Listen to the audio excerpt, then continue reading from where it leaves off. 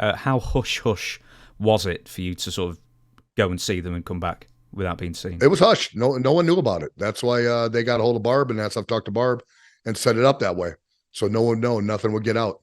Did you have to take any special provisions? Because, like the size you and Barb are, and going through certain airports where, people, I'm not saying spies, but, it's likely someone's going to spot you and it's going to get back to the office. How did you avoid that? Or did you just hope for the best? You just hope for the best. Yeah. There was really no problem because, like I say, it happened so quick. I mean, it was a Friday, and already by Monday we were in WWF already. As far as the meeting goes, what kind of promises or suggestions or anything else did Vince and Pat give you? There wasn't really any suggestions. It mostly came down that the Can-Am connection had gotten hurt. I think it was Tom Zink and Tito at the time. Martel. Oh, Martel. Okay. And I believe that Tom had gotten hurt, if I remember right.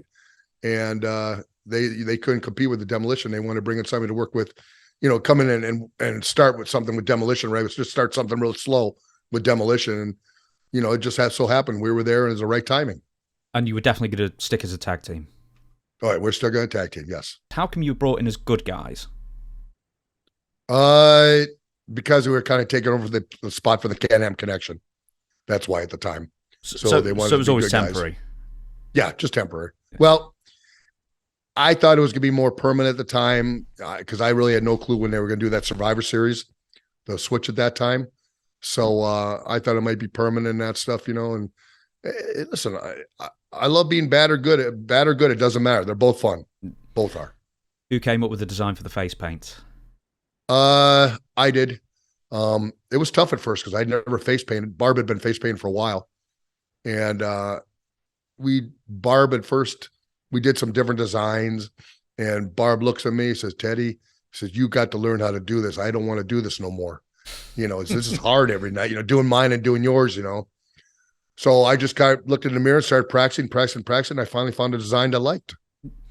I asked this to the Demolition guys, and neither of them said yes, but were you a big Kiss fan back in the day?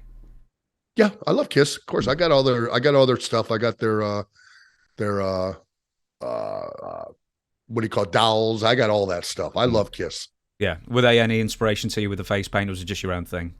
No, just my own thing. It was kind of a combination of it wasn't so much because I didn't even really think about even Kiss doing it. It was more about Batman.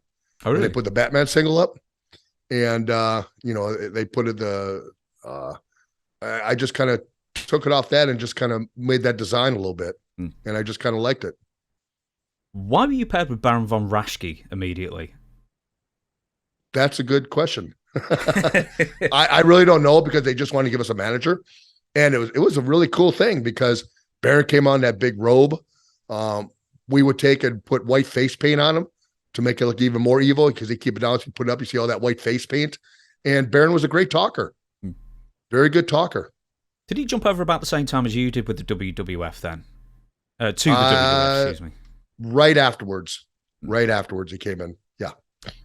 Now, you mentioned this before, the big turn at Survivor Series where you and Demolition, or you and Barbarian versus Demolition, Mr. Fuji switches allegiances, and I'm sure for a fan at the time it sort of made sense because you two, you and Barb, were probably bigger than Demolition as well, sort of like the Road Warrior thing, and you looked really scary together as well. That's why I was going to say, it struck me as so odd that you're actually the good guys coming in. But who proposes this to you? Because this is, this can be a risky endeavor trying to switch two teams at the same time.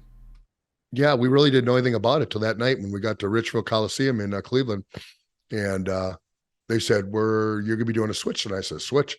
They said, yeah, you guys can become bad guys and Demolition become good guys, but Fuji's going to go with you. And it just so happens that the match went off great. The tag teams were incredible out there. I mean, having that many people out there and just having a great match, that's a great thing. But the hardest thing about it is actually people didn't realize that we were going bad and Demolition was going good. They thought Demolition would still be bad, and Fuji made the change, and Fuji now was going to be good. So for the next 3 weeks after that, till we did our next TV, people didn't understand it. So we would have to do a match as heels, and the people still were cheering us. And then we'd have to go jump a baby face after he get done doing a match and win or something, and jump him and beat him in the ring every single night. So we were doing double duty every single night to get over his heels because no TV had come out yet for 3 weeks. So we had to do that for 3 weeks. It was a pain in the butt, pain. How could anyone cheer Fuji? You'd be surprised. People like Fuji. They liked Fuji, Master Fuji. They really did. A lot of people did. Did he start traveling with you? Yeah. Oh yeah. Fuji traveled with us all the time. Go on. How was that? There's got to be a Fuji travel story. Did you ever let him drive for starters? Oh, I had to drive all the time. Barb didn't drive, and Fuji sat in the back seat. And after the matches, he'd grab his 12-pack of beer and drink his beer. And he'd tell us what we did wrong and what we should do right. So, because I'm always interested in, the veterans telling the young guys at the time what you did wrong, what you did right. So, what was he looking at in your team and thinking this is what you can improve? And what did he improve? He just improved the chemistry in that. The do's and don'ts. When you should take a bump, when you shouldn't take a bump out there. He'd watch a whole match and that stuff, and like I say, right as soon as we get in the car, he'd go over it real quick while everything's in the mind and that stuff, and it really helped improve all the time, and it helped me a lot. Did he rib you? No, never ribbed us. No. So he never fed you your own pets or anything like that then? No, nothing like that, man. At least I hope not. At least I hope not. No, you never asked him to cook dinner or anything? No. Listen, Fuji took care of me when I got married.